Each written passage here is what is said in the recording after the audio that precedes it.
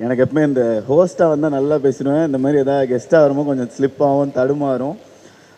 First வந்து இந்த படத்தை பற்றி சொல்லணும் அப்படின்னு சொன்னால், ரொம்ப க்ளோஸ் ஃப்ரெண்ட்ஸ் எல்லாருமே ஒன்றா சேர்ந்து நடிக்கிறோம், க்ளோஸ் ஃப்ரெண்ட்ஸ் சேர்ந்து எல்லாரும் ஒன்றா சேர்ந்து டைரக்ட் பண்ணுறோம் அப்படின்னு ஒரு படம் நடந்தால் எப்படி இருக்கும், அப்படி தான் இந்த படம். ஆனால் ரிவர்ஸ் என்னென்னா, இந்த படத்தில் வந்ததுக்கப்புறம் எல்லாரும் ரொம்ப அவ்வளோ ஒரு ஃப்ரெண்ட்ஸ் ஆகிட்டோம். எனக்கு வந்து actually I value people more then any thing. So இந்த படம் மூலமாக எனக்கு கிடைச்ச மக்கள் very special. First starting from Akash.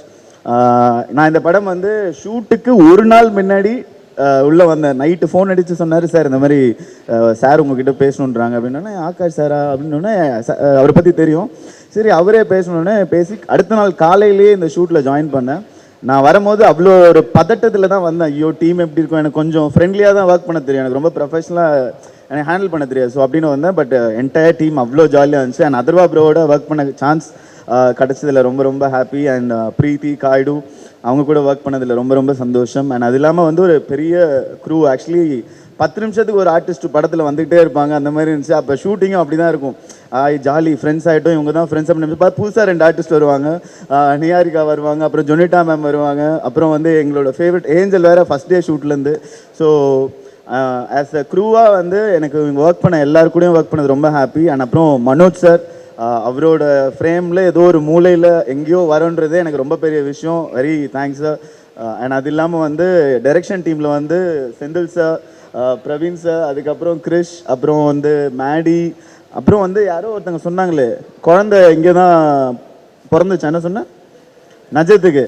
Actually அந்த நஜத் அவங்களுக்கும் ஒரு பெரிய தேங்க்ஸ் சொல்லணும். ஏன்னா அந்த பாப்பா இங்கே வந்து தான் கல்யாணம் பண்ணி எங்கள் ஷூட்லேயே ப்ரெக்னென்ட் ஆகி எங்கள் ஷூட்டு முடியறதுக்குள்ள குழந்தையே பெற்றுட்டாங்க அவங்க. ஸோ ஒவ்வொரு ஏடி கூட பார்த்தீங்கன்னா அவ்வளோ அவங்க வாழ்க்கையோடு இந்த படம் ட்ராவல் ஆகிற அளவுக்கு எங்கள் ஜேர்னி இருந்துச்சு. It was so lovely. அப்புறம் கிருஷ்ணா சார், அண்ட் அதுக்கப்புறம் யார் பெரியா விட்டு போனான்னு தெரில, பீட்ரைன் மாஸ்டர் இருந்தாங்க.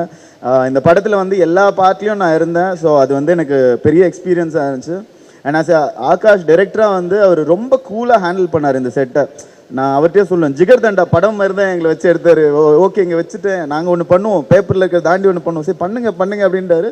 பட் எடிட்டில் பார்த்தா அவ்வளோ பியூட்டிஃபுல்லாக எல்லாமே செட் பண்ணியிருந்தாங்க. அண்ட் தமன் சார் மியூசிக், அது வந்து கண்டிப்பாக உங்களுக்கே தெரியும், ரொம்ப எனர்ஜெட்டிக்கான ஒரு விஷயம். இந்த படத்துலையும் அதே மாதிரி ரொம்ப அழகாக வந்துருந்துச்சு.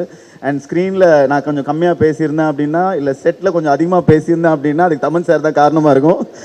ஸோ மிச்சபடி it was lovely film. And அது தாண்டி இது வரைக்கும் எப்பயுமே நான் மறக்கிற விஷயம், ஏன்னா நான் உங்கள் கூட இருக்கின்றதுனால ப்ரெஸ் அண்ட் மீடியாவுக்கு மிக மிக பெரிய நன்றி. என்னோட என்டையர் ஜேர்னியில் வந்து நான் எங்கேயோ சின்னதாக வந்தால் கூட இந்த டோரா ஃபோட்டோ போட்டு மீம் கிரியேட்டர் நீங்கள் பார்த்தீங்களா அப்படின்னு அதை ஒரு அட்டென்ஷன் கொடுப்பீங்க.